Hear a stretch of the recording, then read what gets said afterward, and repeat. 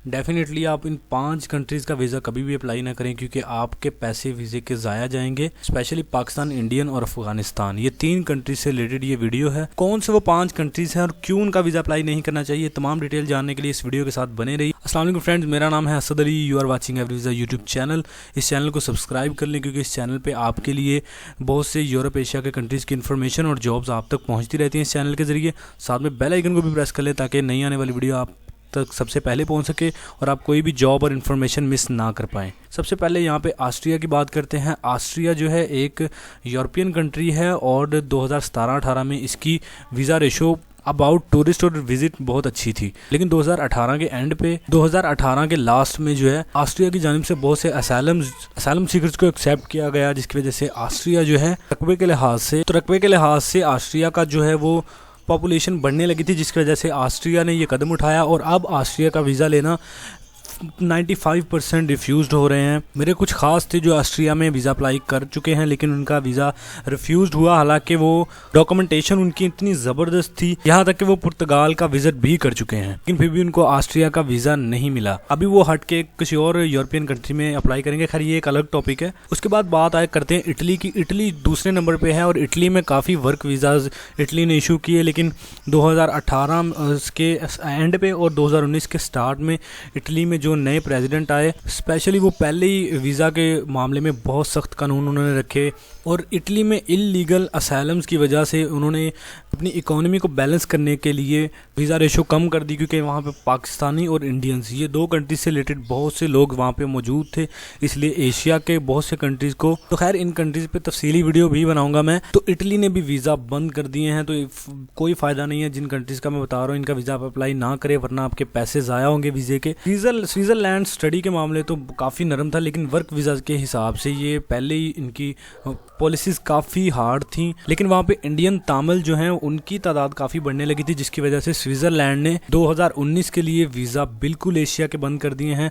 कुछ Asian countries को रखा गया, जिनमें चाइना, तुर्की और मलेशिया शामिल है। इसके अलावा ईरान, पाकिस्तान, इंडिया, नेपाल, इन सब को जो है वो इस लिस्ट में नहीं रखा गया। तो स्विट्ज़रलैंड के वीज़े 2020 में खुलने के चांस हैं। इसके बाद स्वीडन आता है। स्वीडन में असाइलम का कोई मसला नहीं था। स्वीडन ने वीज़ा इसलिए बंद किए क्योंकि शेंजन स्टेट के जो प्रेसिडेंट हैं वो स्वीडन से हैं, उनका ताल्लुक स्वीडन से है। तो जब उन्होंने स्विट्ज़रलैंड, इटली और ऑस्ट्रिया की ये हालत देखी, तो उन्होंने भी अपने वीज़ा जो है वो एशिया के सिलेक्टेड कंट्रीज़ के लिए बंद करने का फैसला किया। ये एक लिस्ट तकरीबन 1 से 1.5 माह बाद निकलेगी, आपको पता चल जाएगा उस लिस्ट में कौन कौन सी कंट्री हैं, कौन से नहीं। अभी उन्होंने सिर्फ अनाउंसमेंट की है। उसके बाद जो लास्ट कंट्री है वो तो एक हैरानकुन उन्होंने चीज़ की, जर्मनी।